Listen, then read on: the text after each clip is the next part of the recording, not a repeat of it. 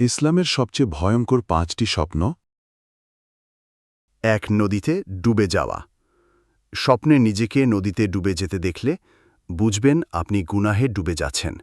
জেগে উঠুন, তওবা করুন। ২. কেউ পেছন ঘুরছে আপনাকে মারতে। স্বপ্নে কেউ আপনাকে ঘুরে ঘুরে তাড়া করছে, বুঝে নিন আপনি বদনজরের শিকার হতে পারেন। আল্লাহর কাছে নিরাপত্তা চাইতে শুরু করুন। ৩. পেছন থেকে হামলা। কেউ আঘাত করছে আপনাকে পেছন থেকে। এটি ইঙ্গিত দিচ্ছে কেউ আপনাকে বাস্তবে ক্ষতি করার পরিকল্পনা করছে। ৪. পুলিশ ধরে নিয়ে যাচ্ছে। স্বপ্নে দেখা যায় পুলিশ আপনাকে টেনে নিয়ে যাচ্ছে। সাবধান, আপনার সঙ্গেই কিছু খারাপ ঘটতে পারে। আল্লাহর কাছে আশ্রয় চেয়ে ইস্তিগফার করুন। ৫. নিজেকে মৃত দেখতে পাওয়া। আপনি নিজেকে মৃত দেখছেন?